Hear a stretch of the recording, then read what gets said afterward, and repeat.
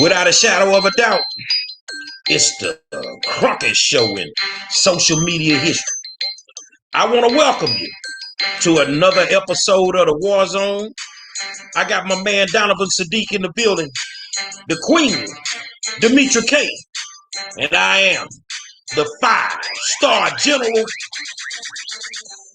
I done peeped your game. Some of you grassroots organizers, y'all done sold out to the enemy. And tonight, we gonna talk about it. If you know some in your neighborhood, let us know their name. I'll be glad to blast them. But we gonna handle it tonight, baby. Let's get down to it. Say, man, I want to welcome you to another episode of the War Zone and tell you thank you. You know, we appreciate you guys taking the time out to show up and hang out with us. But, you know, without y'all, we wouldn't have a show. So we know for a fact that you are the most important audience in the world. So we appreciate you coming in. You know, news-wise, 5 stars up in Houston. Yeah, I'm back in the city, man. Had to handle my business at the doctor's. And tomorrow I'll be back in Minnesota. So Maxine and Sheila, make room for a real motherfucker to show up, man. Because y'all showing up ain't doing nothing for us. You know what I'm talking about? So, you know, with that being said, I will tell you about the news. Rodney Ellis put out an article today about voter suppression and Jim Crow laws in the state of Texas. Man, sit your muck ass down somewhere, man. Won't you put out an article about some stolen art that's still housed in our neighborhoods? Won't you put out an article about all this money that you've been shuffling over the TOP top, trying to get your partners into them positions? Say, man, I got something for you, Commissioner Ellis, but I'm going to do that by myself. I don't want to drag my kinfolk into my business because I can handle your black ass by myself. Go sit your monkey ass down. What's up, Donovan? Hey, welcome to the Monday edition of the War Zone. We are so glad you guys have tuned in. You guys could be tuning in a lot of other new black media stations, but you guys decided to spend some time with us as we try to tell you what is actually going on. Right now, the 5-star general is in Houston, but we will be shipping the general who leads from the front right back to Minneapolis, and he's going to give us the reel of what's actually going to happen. As you guys know, the prosecution has rested, the defense has rested. This thing is now to the jury. And just capitalizing on what the 5-star said, as a California resident, Maxine Waters, she's not my representative, but she's in my neighborhood. She flew her ass up to Minneapolis and basically messed up the rotation to give the defense an excuse. Number one, possible mistrial, which the judge said, well, that's not going to happen. But it does give a deal for an appeal. So they could probably, if he gets convicted, to do an appeal. But I don't know if you guys were watching, and I went live on it today real quick on my channel, on my Facebook page.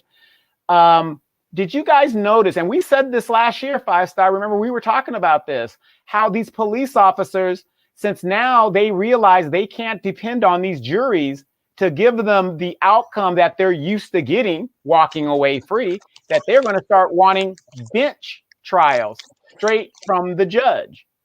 And as you know, my man Donald Trump, record number of judicial appointees have been put on the courts, and they will be there for decades.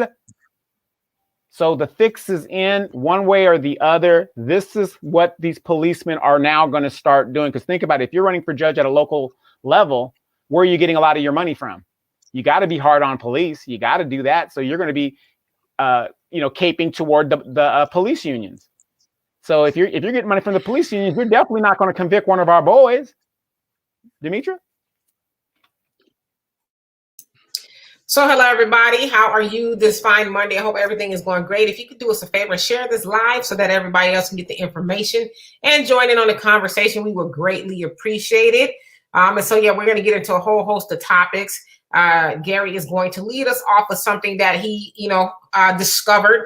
Also, we're going to talk about the Derek Chauvin trial and a whole host of other things. But I just want to briefly give you guys a summary of what happened today. I guess you can call it today, day 15. The prosecution and the defense both rendered their closing arguments. And within the closing arguments from the prosecution, they pretty much, doubled down on what they said as far as it wasn't any pre-existing conditions or anything like that killed George Floyd. It was that of Derek Chauvin. And the first prosecutor, Steve Schleicher or something like that, he says, want to be very clear that it's not the state versus the police department, it's the state versus Chauvin. And I thought that was very ingenious, very smart for them, because there might be somebody on the jury who was very Blue Lives Matter and stuff like that. And so he wanted them to be clear. This is not an indictment on the police department. This is an indictment on Derek Chauvin, because he is the one that murdered George Floyd. He also said that he betrayed the badge, and that this is not about what he was, it's about what he did. So not because he's a police officer, but because he, murdered George Floyd. He also talked about how most of the people who were there, the witnesses, called the police, including the 9-year-old, called the police on the police because the police was murdering George Floyd.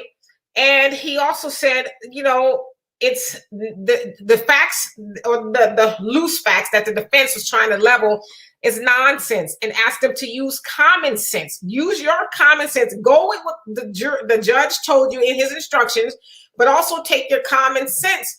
And Jerry Blackwell says that there's actually a 46th witness, because there's 45 witnesses called, but the 46th witness is your common sense.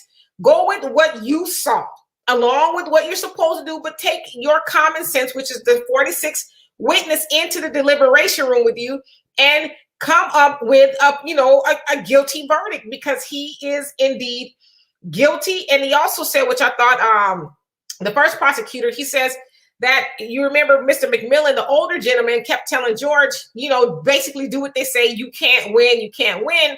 And the prosecution was like, well, somebody did win. And then that was Derek Chauvin, because he let his ego get in the way, and he was going to win at all costs. He wasn't going to be moved by the crowd. He wasn't going to be moved by his duty to protect and to actually help George.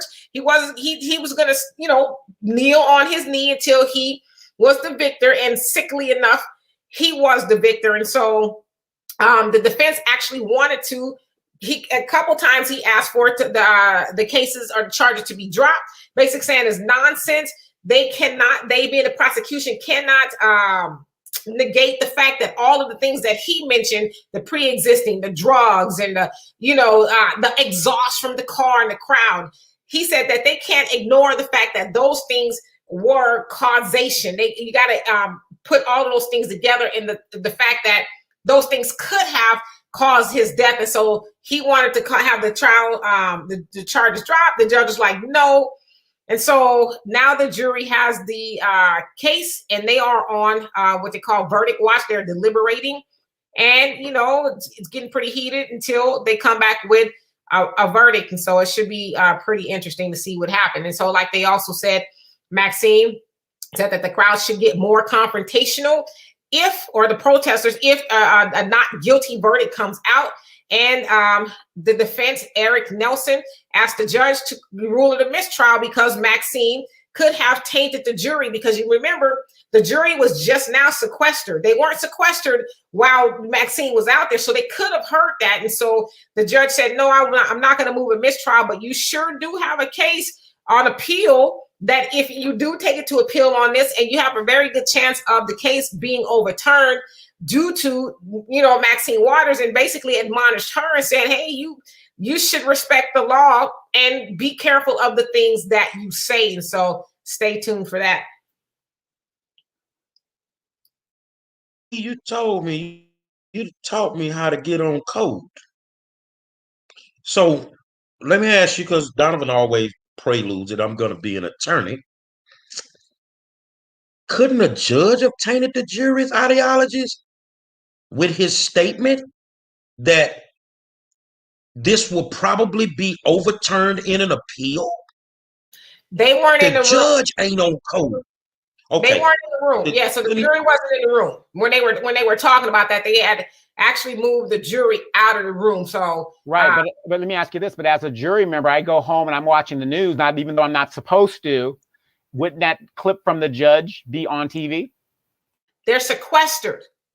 He told them last week to bring your bags, because from the time that they finish their closing arguments, you guys will be sequestered. Of course, you guys know when somebody is sequestered in a jury, they're only in the deliberation room and moved to their hotel, and the sheriff have to also take an oath saying that he would keep an eye on them and that they were under his care, meaning that they wasn't going to have no boo thing come over, or somebody wasn't going to be able to run to the mall real quick.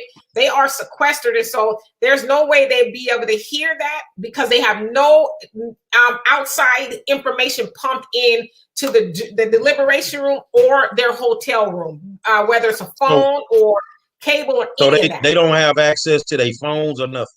No. This is my honest opinion. I had a long conversation with somebody today.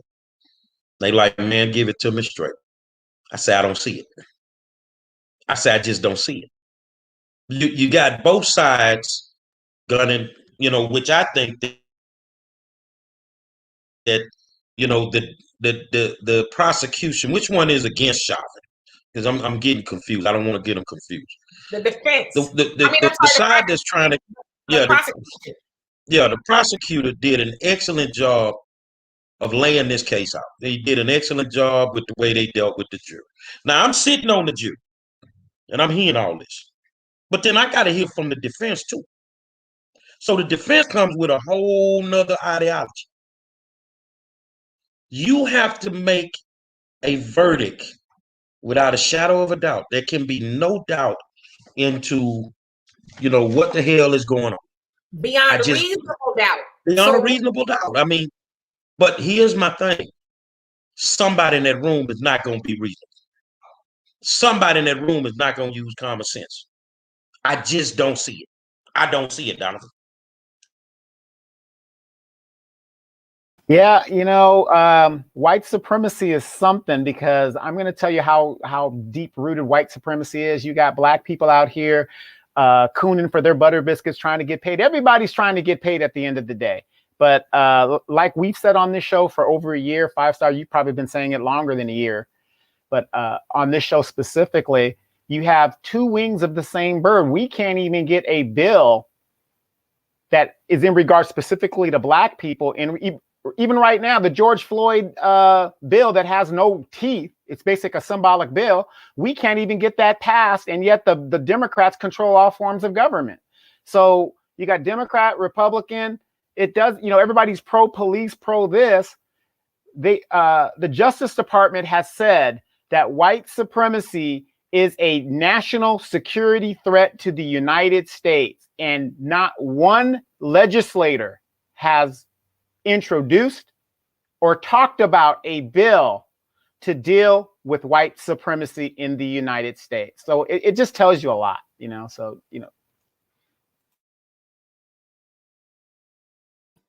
Yeah, I mean, they're not going to make any bills to deal with white supremacy seriously anyway. They've been trying to do something like the George Floyd Act. Well, the George Floyd Act is new, was introduced by John Lewis before he passed away. But, that anti-lynching bill that's been around for over 100 years plus that they've been trying to pass. They have the House and the Senate. There's no reason why they wouldn't be able to pass it now, unless they're just not serious. But the bill, the George Floyd bill, is to hold police officers accountable, right? For a lack of better words. I just don't know how serious they are, and is that really going to stop the wholesale murder of Black people by police officers? And I say no, it's not. We also learned today that few militias said that they are actually receiving training from police officers. So, it's like the militias are helping. The police officers are helping the militia, and then we've learned that there are some Congress people and a whole host of just people who were involved in the insurrection. And so you tell me how serious they are in regards to getting rid of police brutality. They're not. But the police are teaching militias brutality. In fact, I saw a video of a guy in a militia. I guess he's there in Minnesota, and he says whether George Floyd is found, Derek Chauvin is found guilty or not, they still gonna pop off. And they said their target and their aim, is Black people. So, it's just a bill that, like, to me, it's the same argument with, we need gun legislation, gun laws, to legislate, to get rid of these gun violence. As you guys know, we've had what they say almost 50 mass shootings within the last 30 something days or so. We had one yesterday. Like, we're having one or two every day. And so no gun law is going to stop somebody who is dead set on, doing something wrong, like killing people. It's not, no piece of paper is going to stop them doing that. Just like no piece of paper is going to stop racists from being racist. It's just not going to take place. And so, I don't know. So it really is all symbolism at this point.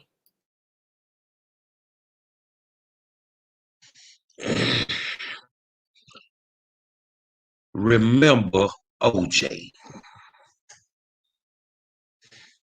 Slam dunk trial.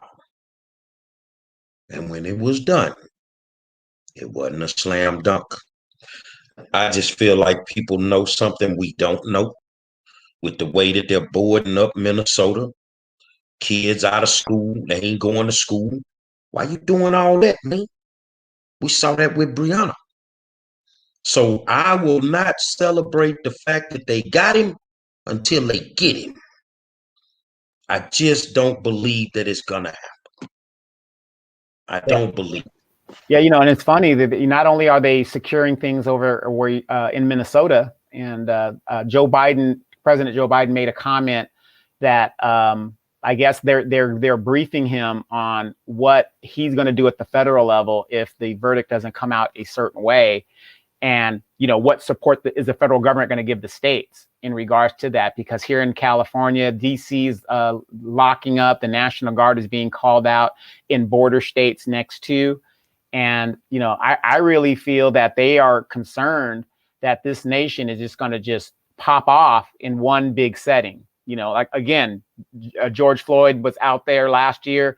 The whole world was protesting all this other stuff. Maxine is out there. Did anybody notice in that video with Maxine, as she's out there trying to talk about, I stand with you. And you're the person that's supposed to be writing legislation. Standing with this is great and everything, but we need you to write policy and introduce it. And yeah, I understand we don't have the Senate and all this stuff. You need 13 senators and all this bull crap. They pass what they want to pass.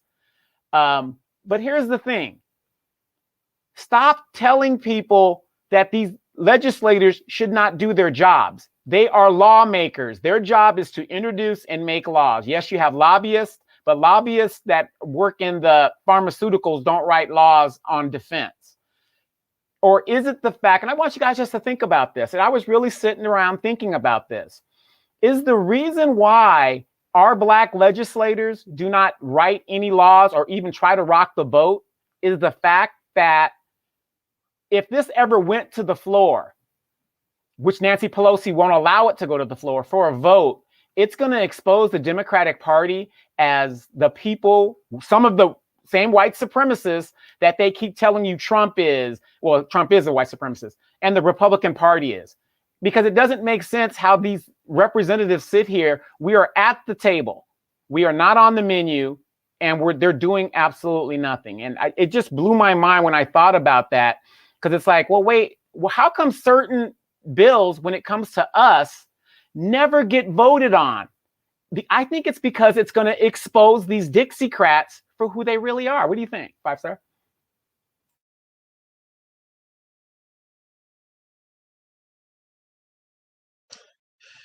You're exactly right, man. I mean, come on. We got the votes to make some things happen.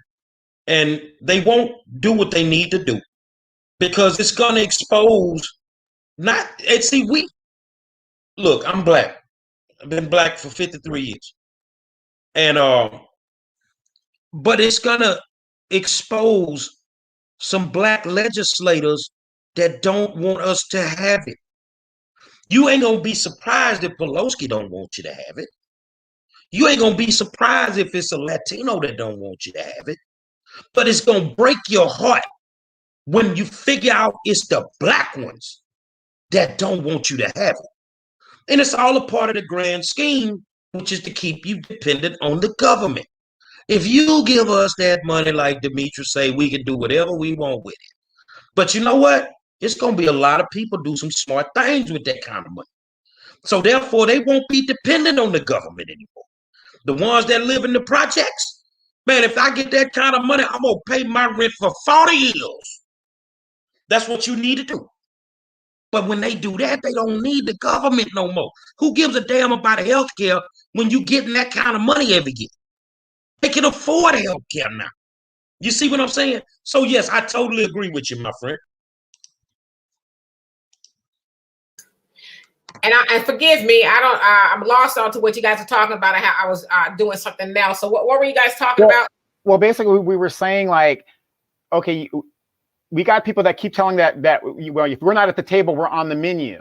You got Maxine Waters, who's sitting up there. She's a legislator. Her job is to propose laws. It doesn't matter if it doesn't get passed or not. Well, it does matter, but she's supposed to be making these laws, standing with us and making a speech. That's good and great. But wouldn't it be more effective that you write laws to change this, police culture and get rid of, qualified immunity? Or is it the fact that she doesn't want to expose Black Democrats and Democrats in general that aren't for Black people? They're actually Dixiecrats and whatever that want to uphold white supremacy. I mean, I don't think it has to do with any of that. I think is that them, Maxine Waters, Black politicians, white politicians, they all know that Black people overall are powerless. I keep saying it. Voting is a wish for Black people. We have no power at all to enforce our votes. They know that we are apathetic, politically immature. We go with the fluff and the symbolism. And so what we gonna do? What we gonna do if they don't deliver anything for Black people? Hell, Maxine been in for 30 years plus, just like the rest of them. Their districts look like crap. They haven't delivered any real bacon home to their districts at all. But they get on a podium and they talk about everybody else's struggle, but they don't do anything for Black people. And just like with Joe Biden, when Black people overall sent him and Kamala to the White House, they didn't ask him for anything. It's the same thing with Maxine and any of the rest of them. We don't ask them for anything. Now we might, but we don't stand 10 toes down on, like, I mean that if you don't bring us home some bacon, you're done. They know we just, and most of us, I'll say most of us, but we don't show up to the state and local elections, which is where Maxine is, like we do the national election. We think that's where the big dog is, but the big dog is with your Congress people, your assembly people, your city council, all of those people, those who have a big direct effect on us. And so they know we are not going to do nothing. We are a dog, not to liken us to a dog, but we are like a dog with no bite. All we do is bark. We are not ever going to bust a grape at all. And so until we do that, until they know we as Black voters are actually going to hold them accountable and expect something from them, they're going to keep doing absolutely nothing for us, whether it's the Black politicians, the white ones, and now the Hispanics. Hell, Kamala was the last Black female senator in the Senate, and you know who she gave her blessing to get her seat? An Hispanic man. So now there's no Black female senators in the Senate when there was 2 or 3 in California, good Black female candidates, if you will, that could have went to the Senate in her place, but she didn't root for them. So you tell me, whose fault is it really? We got to start holding those people accountable, period. Well, girl, you ought to have your own church. Because you preaching a sermon we've been preaching almost damn near every day. Say, man, you own the money. You own the money. So I would ask Maxine one question. Why are you in Minneapolis? When the mayor of Compton, California, was pulled over by your rogue sheriff's department, LA County Sheriffs, taken with her child and her husband over the car. They were finna search her all men until they figured out Compton. Auntie Maxine, they need you in California. Sheila Jackson Lee, I've yet to hear you say anything about the Tuttles being murdered in a botched raid down in Houston. Ma'am, we need you down in Houston. You got your own police problems. The fact that they went up there, that's cool. It's cool. And I give Maxine some points because she came at night. But they knew she was coming. That's why they didn't attack the press anymore. That's why they wasn't shooting out the white foam. We don't know what the hell it was, but it wasn't going to get on Gary Monroe. That's why they wasn't doing the flash bombs. Maybe you need to hang out a little while, but at the same time, you got your own issues in your own state, in your own cities, in your own districts. They'll be all right in Minnesota. They got soldiers down there, man. And the tension, ooh, bruh. All I can tell y'all, they better get it right. Because if they don't get it right, it's going to be some motherfucking problems. You finna fuck up the church's money. I can promise you that. You gonna fuck the church's money up down there, bro. You know what, Dimitri? I'm running around, and some people say I'm an activist. I say I'm an advocate. I really feel I'm an advocate. It's a big difference. I don't want to be in the activist thing right now because too many of y'all motherfuckers done sold out. Whether it's in Houston, but I've been in Minneapolis for a while, so I've been watching some things. And I see a lot of groups walking around with their shirts on and they paraphernalia. So I'm like, man, let me dig off into this shit. Who are these people? Well, I found out that the city of Minneapolis set aside $1 million to give to 7 different nonprofits. So when I'm looking at them, I'm like, okay, that's a good thing. Supposedly to help them make it through this tumultuous time.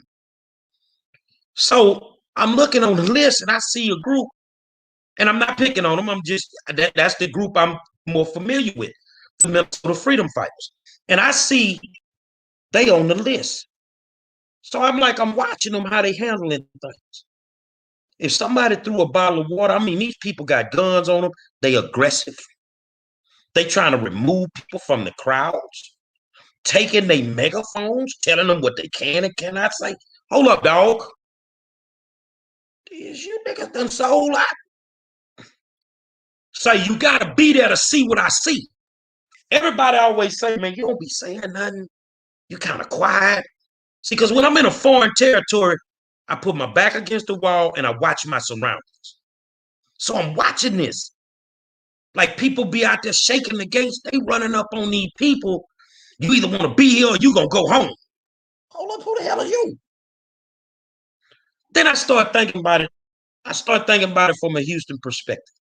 How I'm watching these activists sell out the community by creating relationships with rogue politicians. And it but it realistically bothers the hell out of me. That right now, in the state of Minnesota, y'all know it or not, they average about 3 or 4 of these cop shootings a year. So this is not new to them. These people are tired. You can hear it in their voice. You can see it in their face. Black, white, Somalian, they sick of it. Who are you to tell people how they need to react? Now, we'll give the state Supreme Court some credit in Minnesota. These people were shooting flash bombs and basically physically attacking the press out there. So they filed a lawsuit or something and they got a restraining order, so they can't do it to the press anymore. The thing is I'm watching how these suckers move, man. And I'm watching all these groups that I don't see really doing no work, but they benefiting off George, man. That kind of bothers me, Donovan. What you got to say, man? Man, you pretty much said exactly how I feel, but man, I mean, I know a lot of people are tired. Everybody's tired because this thing's very, very draining to everybody. As you see that, people are just out here getting paid. Nobody cares about the common good. That used to be a big thing in the United States. What was good for the neighborhood, for everybody. Everybody's out for themselves now. But, the thing is, if this thing does pop off, I like what Blasian said, 187. He says, let's say it does jump off. Are we going to have a bunch of little houses running around trying to help protect property? Which is a good question. I mean, at this point, what can you do? But let's see.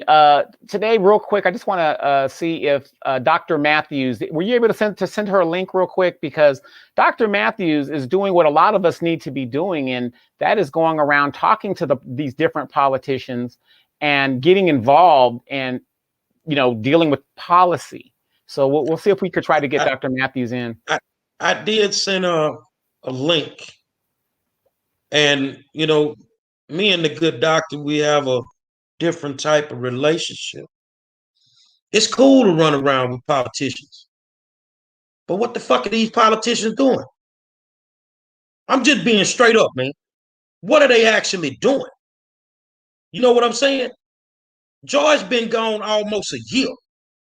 What major legislation have they done on the federal level? Nothing. So for me, I was there when Maxine was there and got my motherfucking car and left. I don't need to hear nothing from this lady. She ain't did nothing. You told us that you was gonna get Trump, and you ain't did a goddamn thing. So you ain't finna do a goddamn thing now. I want to actually talk about 2 points, and how you doing, Art? I want to talk about 2 things. So the first one was Aja Brown. I believe that's the mayor of Compton. It's her name, a Black lady. She, was arrested and all of that. And you wanted to know why is Maxine not there in Compton? But what I want to know is, where are spooks who sat by the door? Where are, men, in a neighborhood to make sure that doesn't happen to the mayor again, a Black woman? Like, what is Maxine really going to do? She's not going to do anything there and she's not going to do anything in Minnesota. It's a photo op, if you will, but there needs to be other people, boots on the ground, to make sure that the mayor is okay. You're not going to tell me they didn't know that was the mayor of Compton. I mean, hell, I don't live in Compton, and I know who she is, so I'm pretty sure they knew. But we need our men who are, like I said, spooks who sat by the door. We need them to go deal with it. You know what I mean? And in regards to the Minnesota freedom fighters, that's what we're talking about. And allegedly they've been paid some money to kind of side with the police and the law and all of that by keeping the protesters at bay. It's not surprising there either. It's a money grab. And I always say this, and Walter keeps telling me to put this on a t-shirt. There is no money in the revolution. So those groups, they realize, okay, we've been fighting and fighting. We're trying to get justice. And then the man slides you an envelope, makes you an offer you can't refuse. Most people who are in these freedom fighter groups or Black Panther type groups, they ain't got no whole bunch of money. So somebody slides you a couple of 0, 0, 0, 0s. At first you're like, okay, well, we gonna, use this for the struggle. But they say, okay, along with this envelope, now we necessarily can't tell you what to do, but we can suggest that with this money, you make it go away. Again, research the Big Six. The Big Six with Martin Luther King, John Lewis, and a couple other people. I need to get more versed on who they were. But 4 other prominent people in the 60s who are the helm of Black organizations. The Kennedy administration gave them a total of $1.5 million, I think, at the time altogether, to go back to your communities and your organizations and let the Negroes know that we don't mind that they turn up a little bit, but we don't want them to disrupt business. We don't want them to disrupt what we're doing. And all 6 of them took money to go and keep their people at bay. So all these years later, in 2021, nothing is different. The revolutionaries are broke. And so when they get that money, they try to make it work, but then they gonna do what the instructions in that little white envelope tell them to do. So basically, you're kind of talking about controlled opposition. Basically, it's, basically that's what it is. That, you're acting like you're against it. I mean, a good example, Black Lives Matter. How you gonna talk about white supremacy is so bad in this, and you want to electric slide to get rid of white supremacy, but the majority of your funding comes from those very people. I mean, you can call it what you want, controlled opposition, whatever. They took the money, they bought in. They're at first, their mission was to help their people, whatever their people were or are. That's what they started out to do. But somebody slides you, everybody ain't Malcolm X. You know how much money Malcolm X was offered to turn the cheek and to keep it down a little bit? I'm sure Farrakhan was offered a lot of money at one point in time, and the Honorable Elijah Muhammad, I'm sure they were all offered money, but that's rare that men like that turn that money down. It's rare that men say, I would rather die broke than to turn on my people. I'm sure Marcus Garvey was offered a bag of money, but everybody is not strong enough to say, you know what, I don't want that money. In fact, I would venture to say most people who claim that they're in the struggle for their people, regardless of who their group or their audience is, I would venture to say most of them have taken some money, or whether it's some Disneyland tickets, something. They have taken something in exchange for selling out even just a little bit. So let me ask you this real quick. So you mean to tell me the backbone of the Democratic Party is basically sitting on their hands and getting their nails done and, and tightening their weaves rather than being out there in the struggle? I mean, but this is what I asked too. I've asked this. Black Lives Matter have been around since about 2013 or so, right? Why are we just now asking what they doing with the money? Why are we just not asking that? The same thing with the NAACP and all these other groups. We just assume because they have the word black or colored attached to it that they are automatically for us. And we black people in these black organizations are the same with black people in churches. Negroes go to church and are afraid to ask the pastor, what you doing with my tithes? Where's all these offerings going? You won't do it. It's the same thing with, and admittedly, it's not just black people who have given money to Black Lives Matter, but I would imagine that a lot of black people in the Black Lives Matter are supposed to help black people, but they haven't done that. And so, I mean, I get being mad at Patrice Cullors and whoever else might have gotten a bag and got them 5 big giant houses, but that's ultimately the fault of the people for not doing our checks and balances and asking them, hey, we need to see an accounting of all this money you raise. What do you actually, like, we're looking at our neighborhoods, they're the same. Black people are still getting killed wholesale. So what are you actually doing with this money? We can say, oh, that's some tangible results. And if you guys remember that video of her doing that electric slide for freedom, she didn't even mention black people once. She mentioned everybody but black people.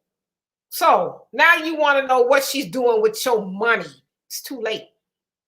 So what do we do, those of us that have the guts to confront these people, to hold them accountable? What do we do to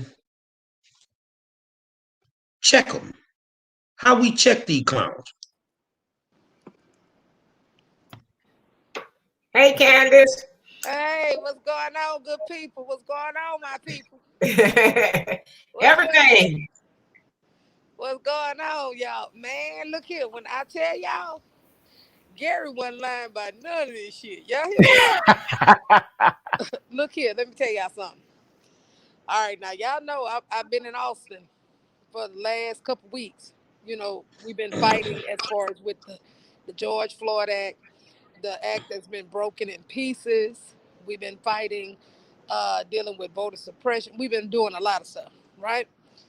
And so when I got this opportunity to come here to Minnesota, I wasn't looking for it. You know what I'm saying? Because I just been following Gary with the shit he been doing, right?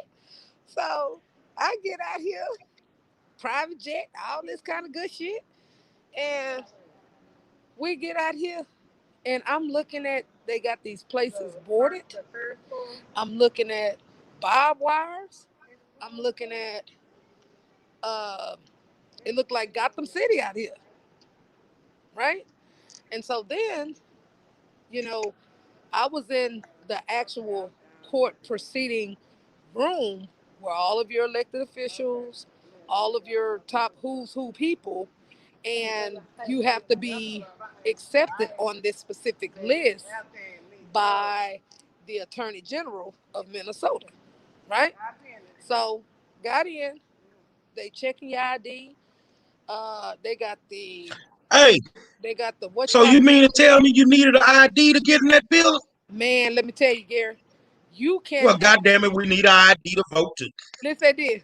You could not get in that building unless you were approved by the attorney general, and then you have to provide an ID to verify who you are.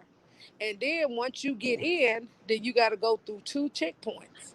Then after you go through the two checkpoints, then we were in the actual room where we can watch the actual proceeding, right? And when I tell you, um, when they took the break. I don't know if y'all can see it on Roland Martin because y'all know I'm short. So I was in there too, some kind of way. You could probably tell my cowboy hat or something. And they did a little press conference and things like that. Ben Crump and all those guys. And so then from there, we end up going back to the room where you could actually see the actual proceedings. And I'm telling you, when we was getting ready to walk back, it was some guy that was jumping on the gate. And he was like, if that honking motherfucker don't get off, we gonna burn this motherfucker down. And I did this here. Well, baby, do that shit when I leave. don't don't do that shit now. And I mean, it's the climate. Gary was not lying about this, y'all. The climate, you can cut it with a knife. That's how tense it is here. And we end up leaving a little early, and so we end up getting something to eat and stuff. And we had came here to one of the malls, like damn near everything closed down in the fucking mall. Like it's like they preparing for a bad verdict to happen, right? And it's gonna be bad if they do not make the right decision with this verdict. Like it's gonna be bad. And I'm gonna be the fuck up out of here. We all about to be gone. Cause baby, ain't nobody finna be getting caught up with that shit. But Gary wasn't lying. He was Now, straight don't up. leave before the party gets started. Huh? I'm gonna tell you like this here. This a hell of a party that you gonna get invited to if he's not convicted. Cause they gonna be partying all over the country. Yeah. It's gonna pop all over the country. Yeah, you right. And then on top of that, in the middle of dealing with this, now you got Dante Wright. Oh, let me tell you. And then what they about to do with that, they was already planning with him because being Crump has that case. So they already planning the funeral. They already planning where it's gonna be. They're planning Al Sharpton is gonna be the one that's gonna be officiating it. Pretty much the same thing like they did for George Floyd. It's gonna be the same Same old thing for that young blueprint. man. Say, tell Crump, we need to see him in action in the courtroom. God damn it, at least Johnny Cochran went in the courtroom. Well, all I'm gonna say is this right here. Y'all need to stay tuned. That's all I'm saying. Y'all need to stay tuned. That's all I'm saying about that because I cannot divulge this information. But this information here, y'all just better stay tuned. That's all I'm saying. But as far as the George Floyd, they had some of the family members that were there. Um, the his daughter, his daughter's mother. They had the one of the first cousins was there.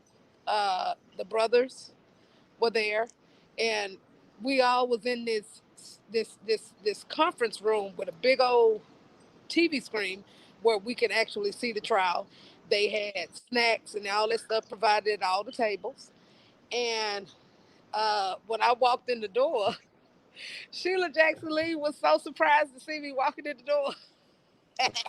But Jesse Jackson knew who I was, and Al Sharpton knew who I was. So I went over there, I had to go over there and go holler at them or whatever. And then Sheila Jackson Lee was like, Texas is in the house. I'm like, pretty much. So we just about to see what's up, but Well, make sure you deliver a message to her for me. stop Tell her it. Texas in the house, no doubt. Got love for that. But tell her it was 2 dead people in the house in Houston, 2 white dead people. I ain't heard her make no comment about that. I would deliver that message, Mr. Monroe. I would Damn definitely right. deliver that message. Tell her Well, ain't I no, would my mom definitely ain't raised deliver no that punk. message. well, let me Well, ask you I this tell real you quick. this. Yeah, let me ask you this real quick, Uh-huh. Dr. Matthews. Okay, so you've got that Texas delegation there. What is it that they're basically doing there, and what do they plan to do? I mean, what's the outcome of them being there? Well, see, what's happening is that the reason why this Congresswoman Jackson Lee is here because she had got the George Floyd Act through Congress, so now it's sitting in the Senate at this time. But what's happening is that she's following this because she was the one that was carrying that bill, so that's why she's here, right? Okay, so then you have the chair of the Congressional Black Caucus. She's here because, of course, she was one of the other ones that was championing that specific legislation that got through Congress.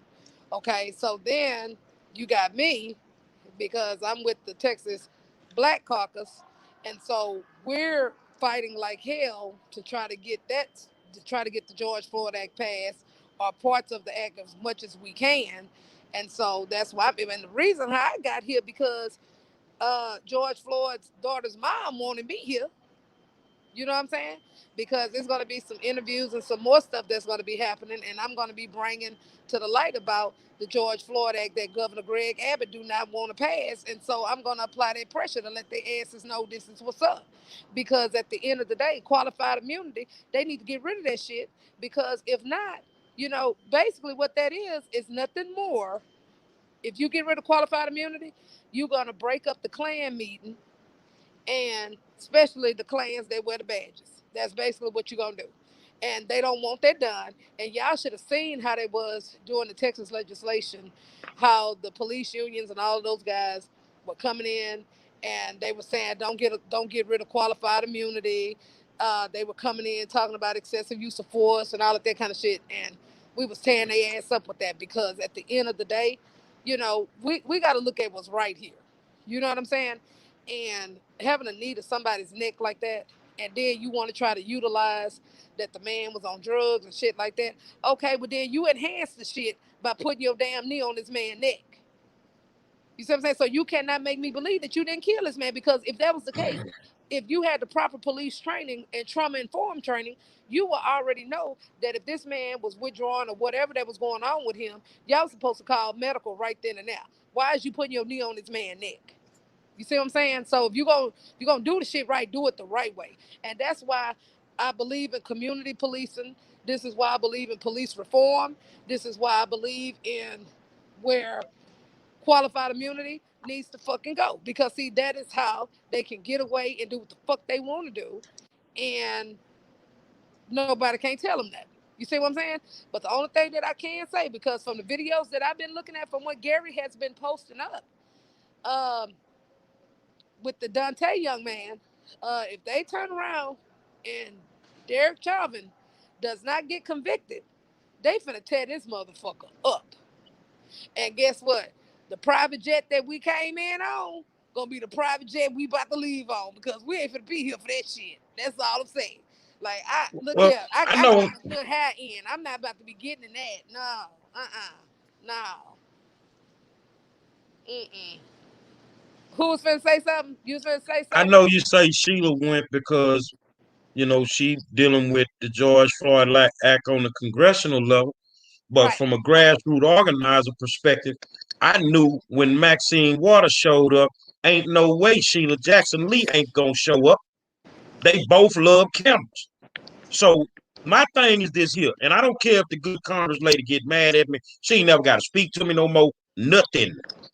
I need you to get some type of goddamn legislation class at the federal level. You've been in office too long. What have you done for our people? We keep banking on these white folk doing something for us. Ma'am, what the fuck are you gonna do for our people? And when you putting these bills through and then they get to cutting them and watering them down, they ain't worth the paper they wrote on no more.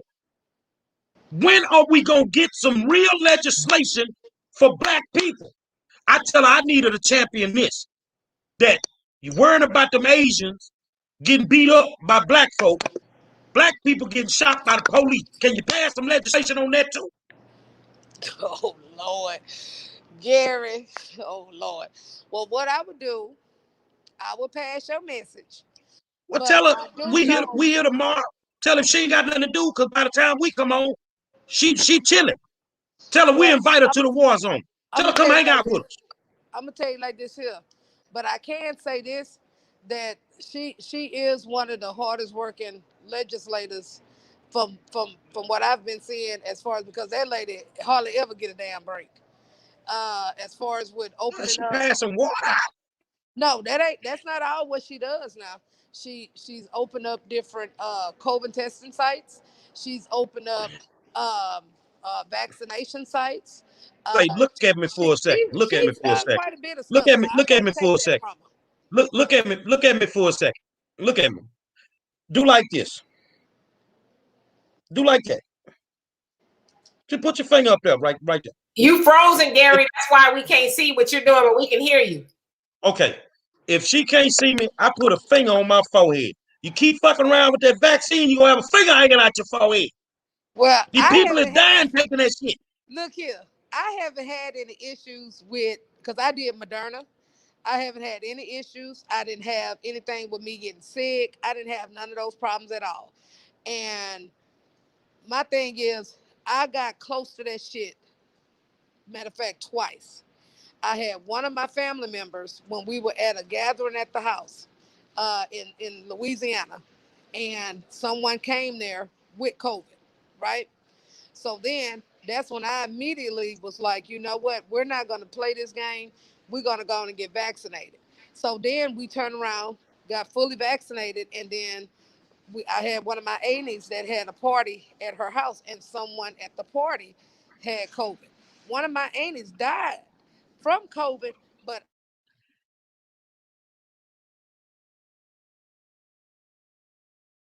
what I'm saying? So at the end of the day, it's all about making a sound decision, what's best for you. But I know for me in my house, we getting vaccinated, because ain't nobody running around here getting no EBGBs around here, because I was close to that shit by 3 times of damn near getting it, and I didn't get it. And like I Dr. Look said, now here. that Look at that. Johnson and Look Johnson. at that. Look at me. I ain't had the COVID yet. And I ain't took nothing. Well, I'm telling you, now one thing that I wasn't taking, I wasn't doing no Johnson and Johnson. I wasn't doing that one. I wasn't doing that. Let me, Because if they can't get powder together, you can't get no vaccine together. That's all I'm saying. Now the Moderna, I ain't had no problems with them. Dr. Matthews, let me ask you a question, because you said Sheila Jackson Lee hardly gets any sleep because she's doing a lot of things. And with all due respect, is she busy or is she productive? Which one is it? To me, I think it's both. And I'm only speaking in my opinion. You know what I'm saying? And this is why anybody that try to run against her, they can't take her out, because Sheila Jackson Lee, she's Sheila Jackson Lee. That's just what it is. Well, what does it And mean when you say she's Sheila Jackson Lee? Because I'm from California originally. So what does that? If I'm hearing you say she's Sheila Jackson Lee, what does that mean exactly? Like, what would Sheila Jackson Lee is one of these people that the way how I look at it is that she does things for people. She she's for the people. Now you may not agree with some things that she does, but majority of it, she really being the win for these people though. before the And this, COVID, what is one of the things that you like that she really did that was for the people before the pandemic happened? as far as with helping inmates in TDCJ, she was like, John Whitmire wasn't doing shit.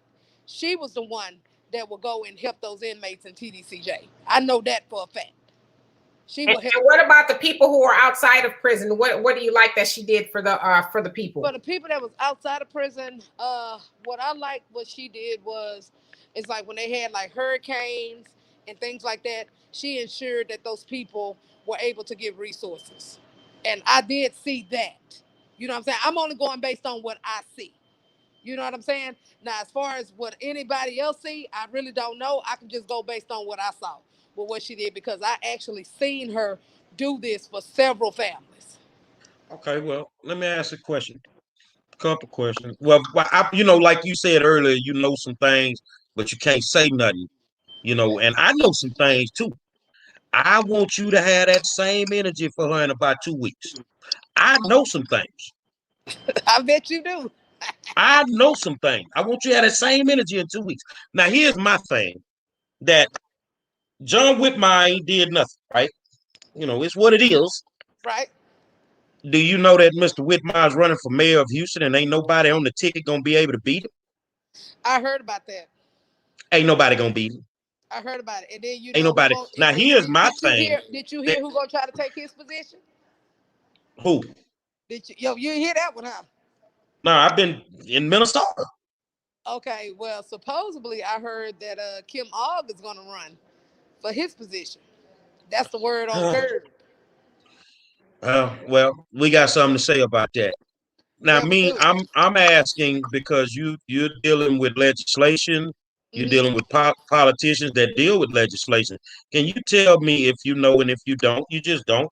But can you tell us any meaningful legislation that the good Congresswoman has passed? And I'll make it real simple for you because I don't want to give you a 1 or 2 year block during the course of her whole career that was in good for black people in her district. Did what? Hold on, she fell off. Now, from something wrong, but she's still on here, but it's not showing. This is my thing, and I know that she's probably watching. The Congress lady, unless I'm crazy, has not been a part of any meaningful legislation for her district since she's been a congresswoman. Nothing. Nothing. I'm gonna So tell you the what a thing tactic that is. But I'm gonna tell you what a tactic is, Gary. Because you got some legislators or legislators that are expert with blocking bills. She's one of the ones that'll block a bill. That's her. That's her expertise. That's what she does.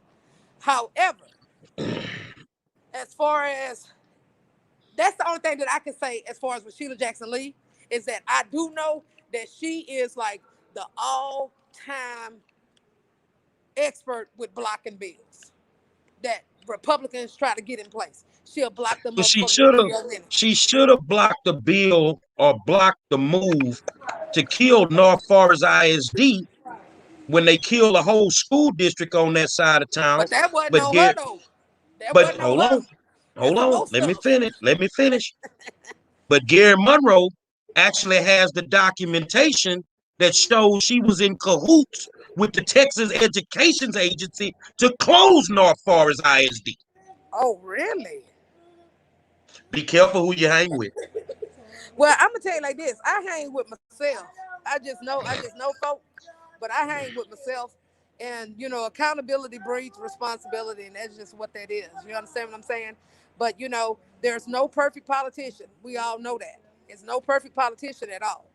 But at the end of the day, it's hey, if it's what it is, it's what it is. But I know she's an expert with blocking bills. That's her forte. That's her expertise of what she does. Now, as far as with like State Rep Sophronia Thompson and all those guys, they are really good with getting bills done, especially State Rep Sophronia Thompson because of her seniority. So she's real good at that. Okay, Rep Dr. Ron Matthews, Reynolds real is quick, too. real quick. I just got a question. She's good at blocking bills, and so then why wasn't the immigration reform bill that the Trump administration advised, she didn't block that? You know what? I would have to get back to you on that one because I can't answer that question. Right, okay. I would have to get back to you on that because I'm not really familiar on that end. But I'll get back to you on it though. Because I want to speak on something that I know. You know what I mean? Right, absolutely. Well, I think that y'all are in Minneapolis. If you can, I mean, get with your people, go out there Hey, listen, your to where safety they're belt, protesting. Let the folk put know your you from seatbelt Houston. on, get your They're gonna safety show you belt. mad love. Let the folk Right know that on. you're down with them, man. Right Stop on. by stop by Paisley Park before y'all leave. You got that private jet, so it ain't like you in a rush. Oh Lord, don't you even try that one. I'm gonna tell y'all like this here. I know tomorrow we're just really interested to see how this is gonna go down, and I just really hope that it goes the correct way, because if not, they gonna burn this motherfucker down. Let me tell you straight Well, up. it ain't much left. It ain't much left to burn. Up tomorrow, yeah, and come here, okay? It ain't much. I'll tell you that. Understand? Demetri. I don't know if you have to go, Dr. Matthews. It sounds like you're in the car. Can you stay on more or? Yeah, go ahead. Go ahead. I'm listening to your thoughts. Okay. I guess the question that I have really is, why do we, and maybe any of y'all can answer, but why do we allow our Black politicians to have a pass or to get away with it, whatever it is, but we don't have that same energy for somebody like a Trump or, a Republican, because when Trump was doing A, B, C, and D, Black people, let's call it what it is, was on his head. But we have Black politicians where we struggle to name something they've really done beneficial for Black people, but yet it's like we kind of give them a pass, clearly because we keep voting them in. So why are we that way? Does anybody know? Not politically mature. We just are not interested in knowing. And just like in a job interview, if you're working at a job, everybody wants a raise, right? To get that raise, you have to go through a sit and review, unless it's like an automatic 10 cents or something like that. Nobody cares about that. But, for the real money, you sit there and you get an annual review. We are totally not interested in reviewing the job performance of the people that are elected that look like us. Thus, in my series, Black Politicians Ain't Shit, I go through every congressional Black caucus member. I mean, it's all there for the people to see it. I mean, it ain't like I have to ask for some special permission, and it tells you what they stand for, who supports them, where they get their money, all of that stuff. And you guys will be surprised at how ineffective Black politicians are. And I'm just talking on the federal level here. You will find that most federal politicians that are Black, let's talk about the Black congressional members. Right now, the Black Caucus is celebrating their 50th anniversary. As a collective group, name me any legislation that the Congressional Black Caucus has done as a collective. I can't think of anything. They did make Martin Luther King Jr. a national holiday. Great. They were very, very constructive in helping the apartheid situation in South Africa. But as far as doing for their own people, and I'm not knocking anybody's head or anybody's game, these are just the facts. Nothing. But if you take a Congressional Black Caucus member individually, you will find they name post offices and they give out civil rights legislation. And that's about it. But if the immigrants need this, they vote for that. John Lewis's record, they vote for this. They vote for that. If they do something, it's symbolic, like the John Lewis thing, the George Floyd that has no teeth. But we are not politically mature nor interested in holding our officials accountable. But we want the white man to save us.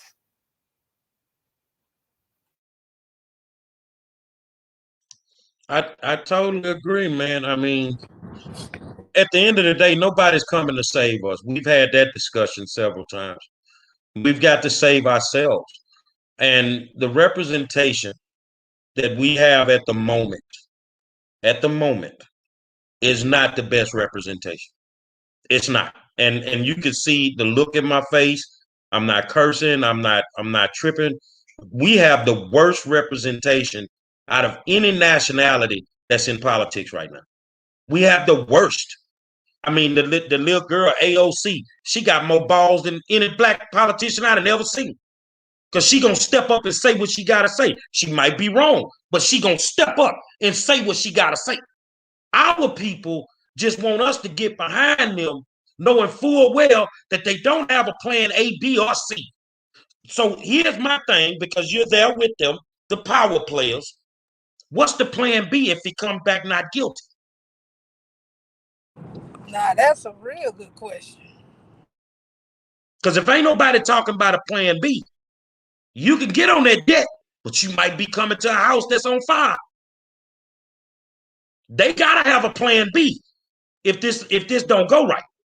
But this is gonna be all summer, which I knew that they were gonna split them trials, because the other guys, the other three, they go to trial in August. In between that, you're gonna be dealing with Dante Wright the whole summer. This is like the rest of the year dealing with this. So I would love to know what their plan B is, because we can't do double jeopardy if they find him not guilty.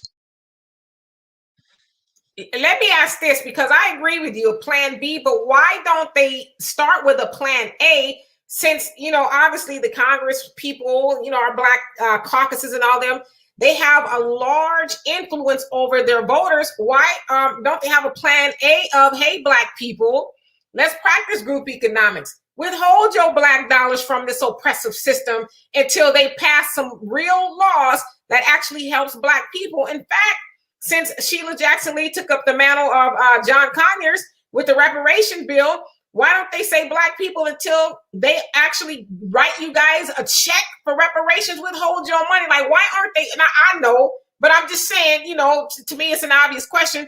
Why aren't they doing that? Why aren't they saying you have more power, black people, when you withhold your money? That should be the plan A right there, because there is no plan B. It's show up. Let's, Maxine Waters, I don't care what anybody says, that was really reckless of her, especially since she's been in trouble for running her mouth before to the protesters about what they should do and all of that. It is reckless of her to use her platform to say, he should get out there and be, what is it, confrontational. Yeah, confrontational, disruptive. It's reckless of her to do that. And so instead of going out there and ginning up the mob as the plan A, they should really think more constructively about their platform, I would think. She didn't think before she did it, because if you'd have had the wrong judge, he could have called a mistrial. Because at that point, if he feels like this has tainted the jury, then he can say, well, you violating Chavez's due process rights.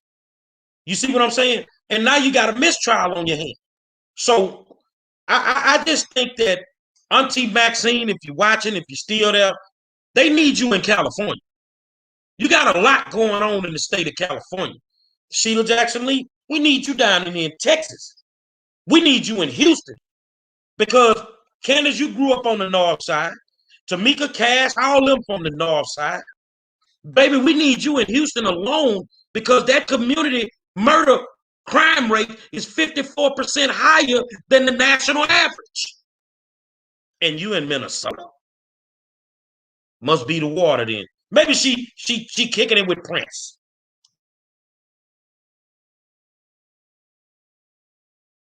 No, but for those of you guys are watching, please again like, share, and subscribe. And again, we are one of the only new black media shows that have people, regardless of what side you're on. It doesn't matter if you're a Democrat, you're a Republican, you're conservative, Baptist, Muslim, whatever. We are one of the only new black media shows where we have people that are on the ground floor, that are actually with the movers and the shakers and telling us what's really going on and giving us a good perspective of what is actually going on versus these just sound bites. So, I want to thank Dr. Matthews for doing what she does. She's trying to get that thing done in Texas there.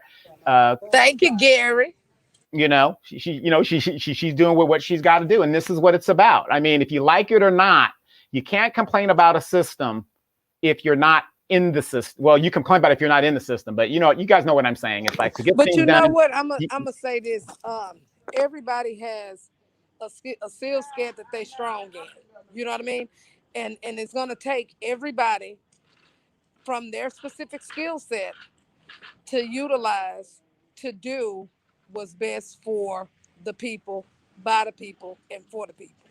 You see what I'm saying? So, like, Gary is a protester. That's what he does. Then you got some folks that can go in there with the legislators. Then you got some folks that can go in and get the grassroots. So everybody has an expertise, and it's a different, it's a lot of facets that is required in order for us to reach the full potential. And I can't knock Gary for what he do. Gary can't knock me for what I do. I can't knock what you do. Uh, any one of y'all. You know what I'm saying? Everybody has a job in this fight, and we all have to do it to the best of our ability. And that's just what that is. You know what I'm saying? And then, no, and the main thing is, I can't run around here and complain what Gary doing. Gary can't complain about what I'm doing because at the end of the day, we may don't do the same thing. You know what I'm saying? But we all for the bigger picture, which is the bigger cause, and that's what's important. It don't matter who got the biggest nuts. It's about who's getting it done. Well, whether And you well use see what your well see skill with set me is to do it. well see with me, I will say this, that I don't like all the voter fraud that went on in the city of Houston. Rather than continue to sit down with people that don't respect me, that don't have an ideology that we done figured out what you're doing. Okay, I tell you what I'm gonna do. I'm gonna go talk to the other side. And I ain't gonna keep talking to you. I'm gonna affect your legislation. I'm gonna affect your laws now. And if that's what it takes, that's what it takes. Like I said from the gate, and I keep saying it till I die. I didn't lead the Democratic Party. The Democratic Party left me. Well, everybody got their own way of thinking of things and how they do shit. You know what I'm saying? Because like I said, who am I to say that you wrong about how you feel about your ideologies, just like you can't tell me if I'm wrong about mine. But at the end of the day, we got to look at the overall purpose and what the fight is. And everybody has their skill set. So use your skill set and let's get the job done. That's it. We ain't gonna agree on everything. You can agree to disagree. I get that. But again, I can't sit up here and tell you how you feel, just like you can't sit up here and tell me how I feel, because I can look at things a different way, just like you look at things a different way. But at the end of the day, hey, let's look at what the big picture is. The big picture is we need to make sure that our people is being taken care of, and that's just the bottom line to it. That's what I stand on. Well, I will say that from a Houston, Texas perspective, we're not being taken care of. Our crime rate is through the roof. Our schools are failing. Well, you know People why our still crime haven't. rate through the roof? Because we didn't got rid of that. Well, first of all, we got rid of that problem because that problem was over here with the bullshit. He over there finna create a problem in Miami. See what I'm saying? No, Gary, you well, already know what's up with that. that's where we would agree on it. But Art Acevedo is not the reason that the crime rate is ridiculous in Houston. The crime rate is ridiculous in Northeast Houston, Northwest Houston, because they decided to close a whole goddamn school system. And when you close the school system, you push the killers to the street. The crime rate is through the roof because people can't make a livable wage. The crime rate is through the roof because gentrification has come through and is pushing folks out of their houses and they can barely afford to live where they live. The crime rate is through the roof because my Congress lady is up in Washington only getting us $1,400 every 6-7 months. Man, they need to do their goddamn job. Well, my opinion is we had that old bullshit ass chief of police that was not holding his police officer accountable at all. He was in the mix with them, doing dirty stuff right along with them. Okay. And my thing is, we needed a police chief who's going to do right by the people and for the people. And I believe that Troy Finner is that one to do that. Well, here's my question to you. When is the last time one of these black politicians ever said what you just said in the city of Houston? They You ain't know what, said Gary? shit. Like, They you know what? ain't said I a can only speak on motherfucking thing. the only thing I can speak on me. I can't speak on other politicians, but I can speak on me. And that's my opinion. And that's how I feel about that. Because you already know I was on Acevedo ass already off the rip. Well, Because, it's okay. It's okay to have an opinion, yeah. but the only thing I'm speaking is facts. So this is not my opinion. I have not seen one black politician have a goddamn thing to say about the performance of Chief Acevedo if he was that goddamn bad. You know what? Did I hear some? Did I? You know what? I got to get back to you on that. because I think I might have. I'll be here. I'll get back to you on that one. But I do know we did stand up for it, and we did stand up that we wanted him to resign. Until that lawsuit came down, that motherfucker got up out of here like a hoe going to church. That's all I'm saying. Ms. Demetra. I mean, I'm just listening at this point. My talking points really rarely change. I just feel like, we keep waiting for politicians to do right by us as Black people. They're never going to do that until we do right by ourselves. And that's a fact, and so I know a lot of people get concerned when you say hold your vote. Hold your vote until you actually get something for it. But I mean, I don't necessarily see the problem in that. To me right now, especially if we're voting for a lot of our Black politicians or just politicians in general as Black people, we're just wasting gas, going to the polls, assuming that because we voted for something, that something is actually going to do something for us. We're watching it right now in living color with that of Joe Biden and Kamala Harris ain't doing nothing for Black people at all specifically. And a lot of our politicians on the ground level in our cities and all of it, and even down to your city council. And I always say, how your city council feels about you, especially as Black people, by what they allow to be built in your neighborhood. Look at most Black communities. There's pawn shops, there's 99-cent stores, there's, checking the cash, and just a whole bunch of weed. Beauty supplies. Yeah, weed shops and all this the nonsense. Now, I'm not saying, all of it is bad, but do we need 20 checking the cash places on one block? So that's what they allow to, be built in our community. And so the point that I'm making is, until we really understand that we have work to do as Black people, voting is really a waste of time. And I know people, again, will say our ancestors died.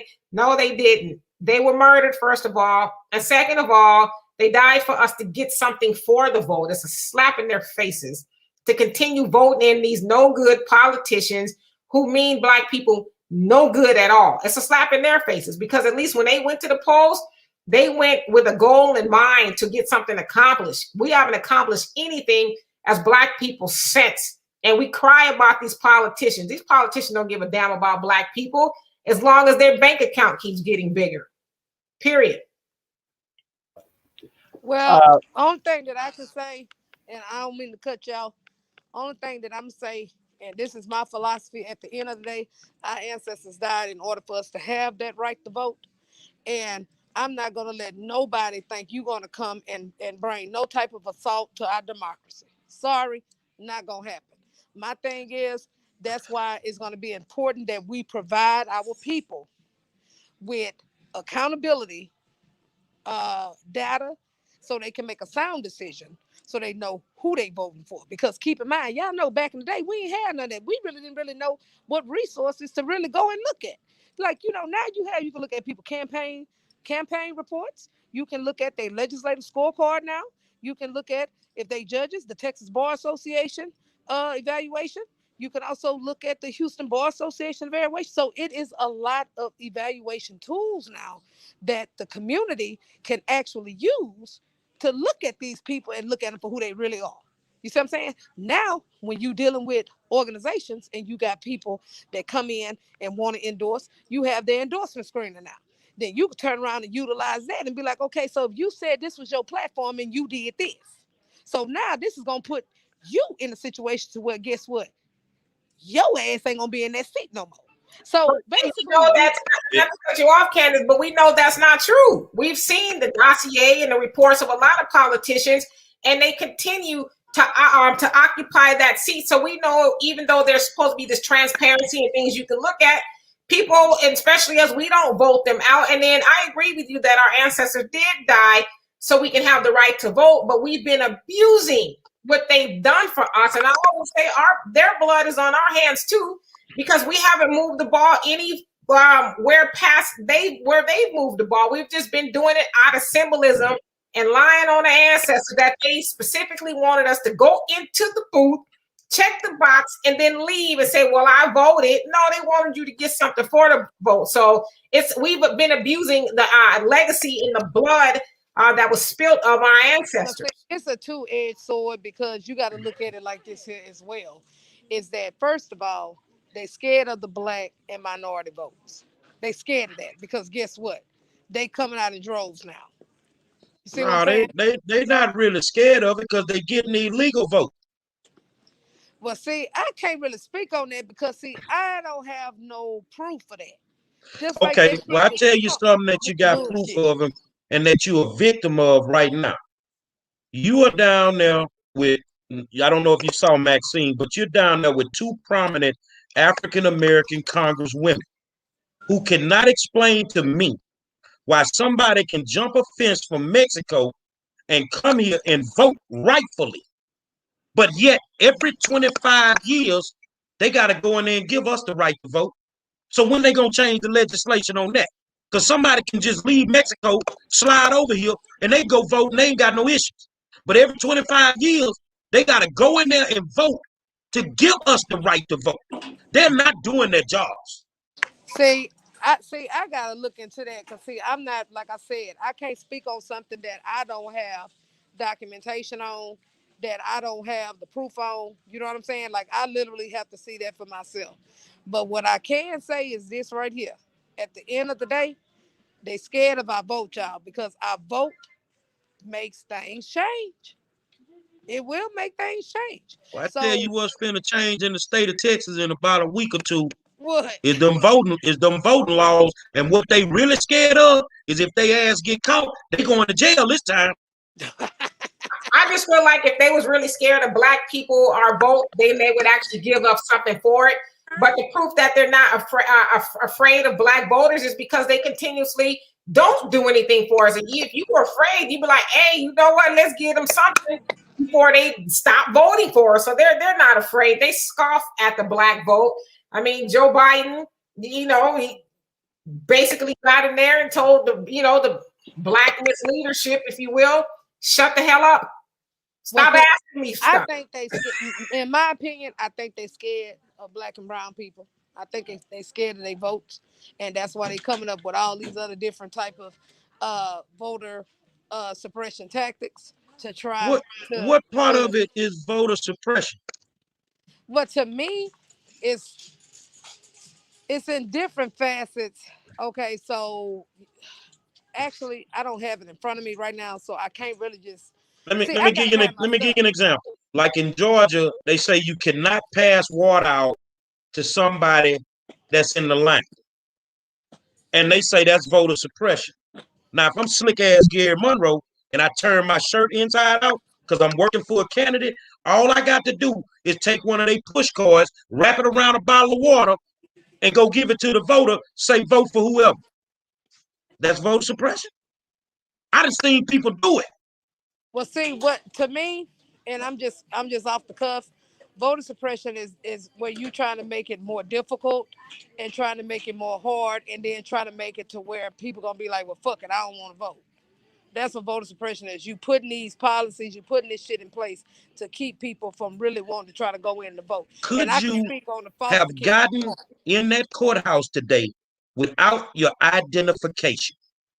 But see, as far as with identification, let me break it to you down on this end. I'm gonna break it to you on the foster care side of it.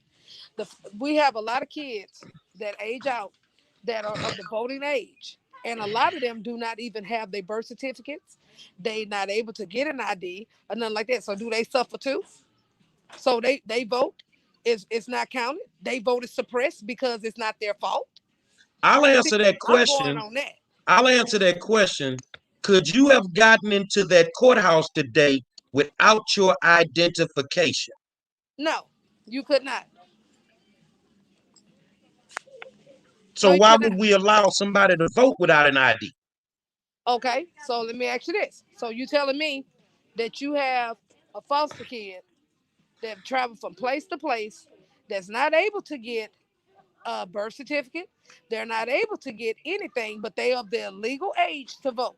Then let's look at the cognitive development portion of it, where they're not able to have the mental capacity to understand what is required of them.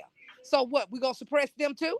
Well, well, if they don't have the cognitive reasoning to understand what they're supposed to do, should they be voting at all then?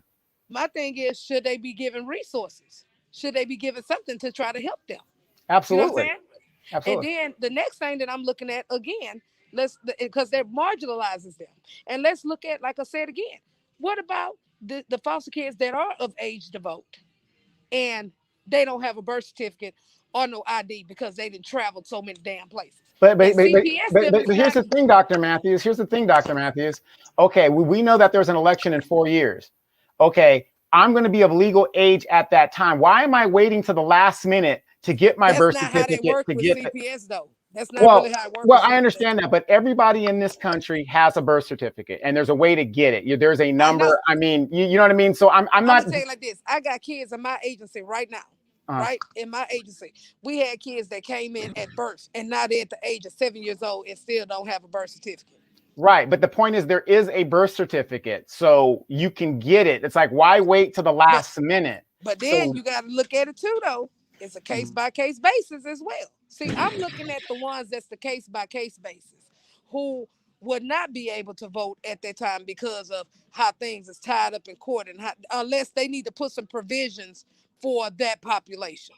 They put some provisions for their population because it's not their fault, then yes. But if you got somebody that you can actually go get an ID, you just lazy and don't want to go get the shit, then yeah, I got a problem with that. But if it's something that is not and that's their the fault, difference.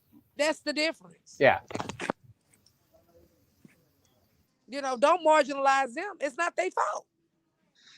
Well, I'm gonna tell you now, we're on opposite ends of the spectrum with this thing. I done caught these people cheating on elections. I'm not backing down. They want me to be quiet. I'm not being quiet. You motherfuckers out there cheating on them elections, and I'm gonna help them people shut your ass down so they can come up with anything they want to come up with. And it is what it is. But we don't seem to have a problem getting no ID when we want some motherfucking food stamps. We ain't got no problem getting no ID when we want a crazy check. Go get an ID to vote. Oh Lord. Well, only thing I can say, if you have the right resources and the avenue to go get your ID so you can be able to vote, go get it. You know what I'm saying? But if you got people or children that's of the voting age and it's not their fault because of their circumstances by being in foster care, you need to have a provision for those people. Absolutely. But then again, when an election time comes, there's an election every 2 years on the national level. I say, don't wait to the last minute to go alleviate those problems. You want to vote, do what you got to do. Yeah, unless you're in foster care and you can't get it. Put something in place for them. Tanaya Smith, let me put your comment up. Provide evidence, 5-star. Go back on my page. It's all sitting there, including the stack of IDs that was sitting on the table at the North East Community Center for drive-through voting. When do you leave your ID at a voting poll? You scan your ID, they give it back to you. So why is there 30, 40 IDs there? Why did you remove the poll watcher when he reported to the presiding judge that they were over there fictitiously giving out IDs? You had the police to remove it. Now, the thing about the new voting laws, you can't remove the poll watcher unless he violates the law. So how is that voter suppression? So let me ask you this. I think they need to provide training to these poll watchers too, because what's going to end up happening is that you have a poll watcher come and run their ass over here, and then you have another poll watcher come and run their ass over here. It's going to be a damn fight up in that bitch. So I think So they need to have. and my question to you is, when you say that, when the last time that happened? We're talking hypothetically. We just went through an election. Shit, I went to a voting poll where they wrongfully threw the poll watcher out the building. That shit went over at Northeast. They had 2 poll watchers over there about to square down. Shit. We got the video. So I'm just saying, in my opinion, the poll watchers and things like that, they need to have training for these people so we don't have no bullshit. Because what's gonna happen is that you're gonna have somebody that's gonna be over there being overzealous, and somebody gonna get their overzealous ass whooped. And I'm just saying, well, let me tell you a secret. Unless you end up with a bunch of more legislators, when that shit get to the floor, it's gonna pass. They can't stop it. They don't have the votes to stop it. What we need to focus on is getting the right people in office that know how to work with the other side realistically and stop thinking that they in this thing by themselves. Because even Joe Biden will tell you he has to work with both sides of the aisle. But over here with us, we just think we the nigga. So we ain't gotta do that. But they can't get shit done. In about a week or two, your voting suppression laws gonna go into place. And if them people try that shit and get caught, they going to jail. That's why they don't want them laws to change. Because they done put them jail, they done put them state jail terms on top of that shit. And they gonna go to jail. So they gotta try something else. They gotta come up with some new shit and they gotta do something else. I'm not comfortable with them. They ain't doing shit for the community. And I don't give a damn if they put them all in a bucket and they blow that bitch up. On that note, I am out of here because I cannot with Gary tonight. I appreciate being on the show with y'all. It was good seeing y'all because that nigga Gary off the chain. Gary, when you get down here to Minnesota, man, hit me up. All right. Thank you, Dr. Matthews. No, I'm going to hit you. I ain't going to hit her up because I ain't going to kick it with the people she kicking it with. I ain't going to do that. I don't run around with criminals.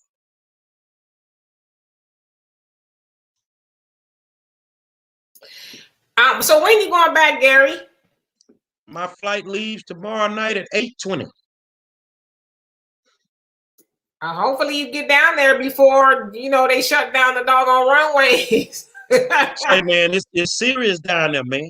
It's serious. I'm talking about, have you ever just been in the presence of somebody where you can feel their spirit like they just drained? It's like they just tired. They don't know what to do. This their only way they know how to fight. I can't do nothing but respect.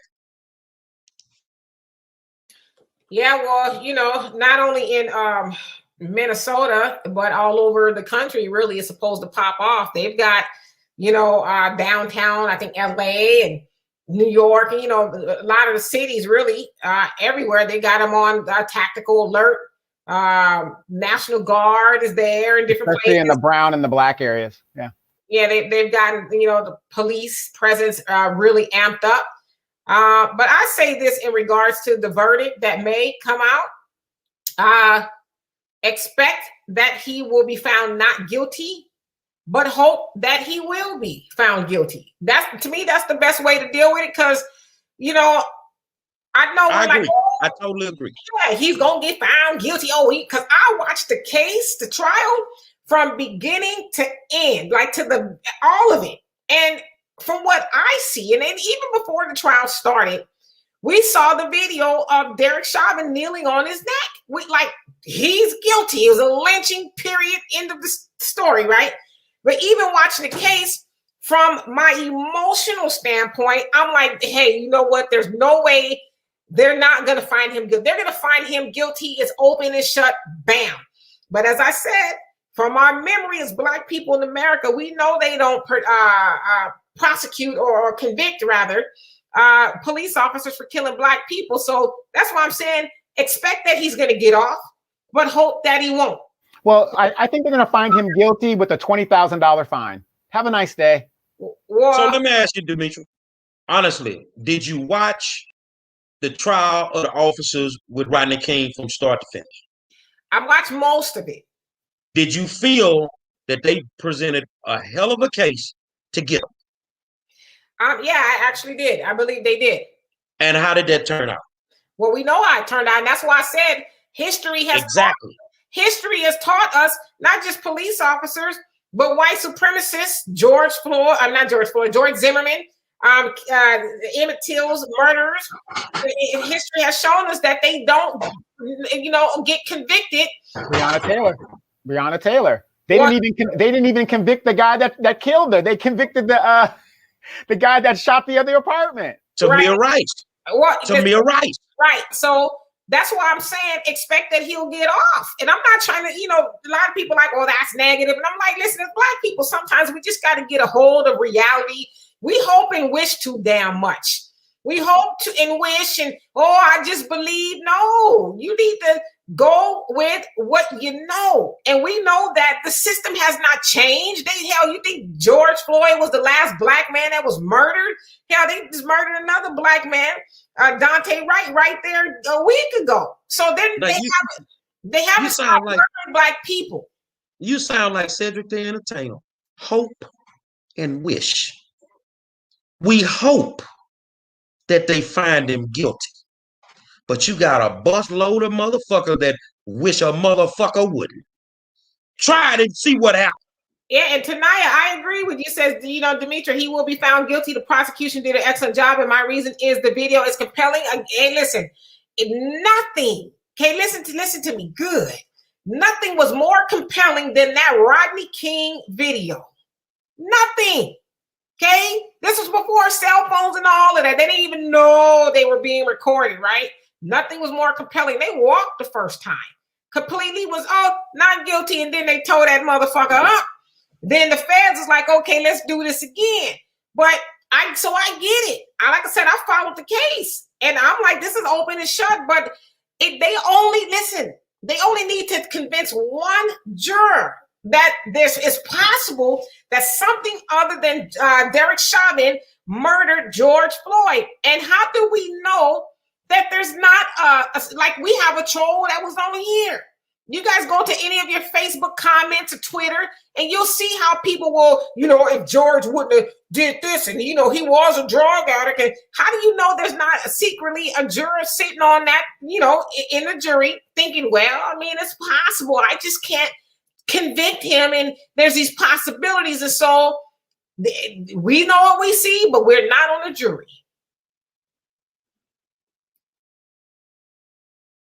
Yep, it's amazing. And again, jury or mistrial. That's what I say.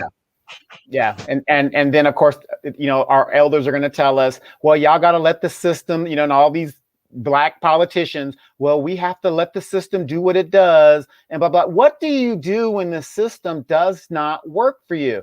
When I'm not saying do this, but it just seems to me when all hope is lost, there is no other cheek left to turn. There is no other place to go. You are backed up against the wall.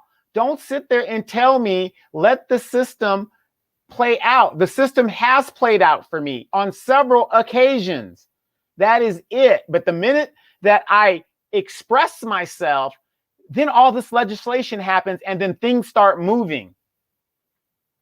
So I'm hoping for the best, but like you said, Dimitri, I'm going to, anticipate the worst. And Tanaya, again, you said, I know what history tells us, but the case, I don't want to be disappointed. That's why I'm telling you, my mom used to always say the best way not to be disappointed is to keep your expectations low. And so you got to keep your expectations low. I mean, I think we're all going to be disappointed if he gets off, to know that this man knelt on George Floyd's neck with his hands in his pocket, nonchalant. And the prosecution even said, and you even notice just how unbothered he was. He's sitting there picking rocks out of the car tire. So it's going to suck that he walks, because you know what else is going to suck? If he walks, then those other three walk, because they, did less to George than he did. And so you're going to potentially have 4 people who lynched a man in the middle of the street even though people were begging them to save his life. It is going to suck. But I think we need to be real here. Black people, this is the injustice system for Black people in America. This ain't the justice system.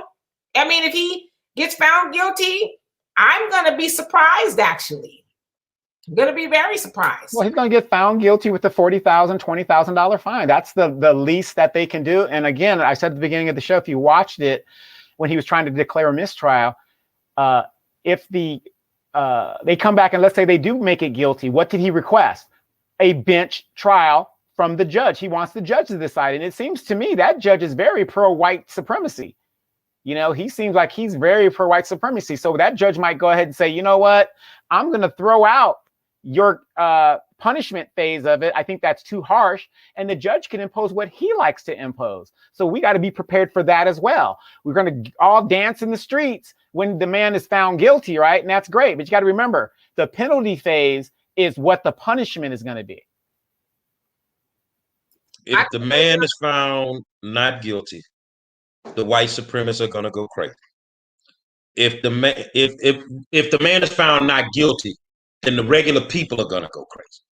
If the man is found guilty, the white supremacists are going to go crazy. It's a lose-lose across the board. And I don't feel like this sets the pace. We've had enough cases, in the last 20, 30 years that could have set the pace, and they could have changed legislation. We wouldn't be going through this right now. So, like the lady that killed Dante, she gets to keep her pension. She resigns. And she gets to keep her pension. Come on, man. Ain't nothing changing. Demetri, final thoughts, my friend. I mean, my final thoughts is, especially in regards to the Derek Chauvin murder trial, again, expect that he'll get off and hope that he doesn't. Because either way, like Gary said, it's a lose-lose for every state and city, really, because if he gets found guilty, the white supremacists are going to, turn up, and the white supremacists being the police officers and, everybody you can think of. And then if he's found not guilty, protesters are going to not be happy. So it's going to be something regardless. And I would just say, we as Black people, we need to figure out how we can minimize the impact of police brutality from here on out. And that's by, pooling our money together and really putting our vote, if we're going to do it, behind somebody that's actually going to help Black people. I don't care what color they are. If they're going to help Black people, then that's who we need to be voting for. But until then, expect that more murders of Black people will carry on. So I hate to be negative, but let's just be realistic here. Yeah, we need to get out of this my team, your team stuff. Black people shouldn't be neither Democrat nor Republican. If we were more voting our interest, I think both parties would start kissing our ass and giving us something because they need our votes. But at the end of the day, if you really, what's that saying, Demetri? You want to hide something from a Black person, put it in a book. We do not do enough reading. We do not do enough researching. 5 stars training to be an attorney. He's doing a lot of damn reading because he's got to know those statutes. He's got to know those cases and those precedences. So if you really want to know what your representative is doing, and it's so sad because tonight you bring up a good point. You don't want to be disappointed. How do you feel about Joe Biden, the people that voted for Joe Biden? How disappointed are those people? But you know what they're going to do? They're going to go and do the same thing again because they don't know any better. They're just a Democrat because their mama was a Democrat, their daddy was a Democrat. They don't know better. And then to pull the coat like in the Wizard of Oz and see that the wizard is no more than this little bald-headed white guy pulling the strings. I put the link up. It's called ontheissues.org. If you really want to know what your politician is doing, that will tell you every vote that they are behind, who supports them, what they've legislated, what they've sponsored. And I challenge anybody in this chat to name me in the last 60 years, any Black politician that has initiated legislation that is so compulsory that it affected Black people, specifically us, and made us a better people. And I guarantee you, you're not going to find a one because I looked. We need to pray for Minneapolis, Minnesota. They're hurting. We need to pray for this country because we're all hurting. As a Black man, it's a scary situation to know that if I get pulled over, I may not make it home. It's a scary situation. Protect your sons, protect your daughters. Make sure that we are always, like Demetri say, on code. Because if we're not, you can lose your life. You can lose your life. And I never want to know that one of the viewers, it happened to one of you or your kids, or if God forbids, if something happens to one of us like that. You see what I'm saying? But it's time to clearly understand one thing, that everything we got as a people, we either had to fight for it or we had to die for it. And I'm ready for both. I'm not taking nothing else. I'm not placating for these black politicians no more. I'm not kissing your ass. I don't want to take no pictures with you. Fuck you. Do your fucking job. Say, man, it's the reason why we the best in the business. It's the war zone. And any day when y'all feel like you want to come sit up here with us, let me know. Let us know. Because it's real. It ain't scripted. It's real. I want to thank my good friend Donovan Sadiq, the Queen Demetra K, and I am the 5-star general. Minneapolis, I'm on my way back, baby. I'll be there tomorrow. Time to get it in, man. And if you done sold out, please, Grassroot Organizers, stay the hell up out my face. Because we serving breakfast round here. Until tomorrow night, man, we'll holler at y'all.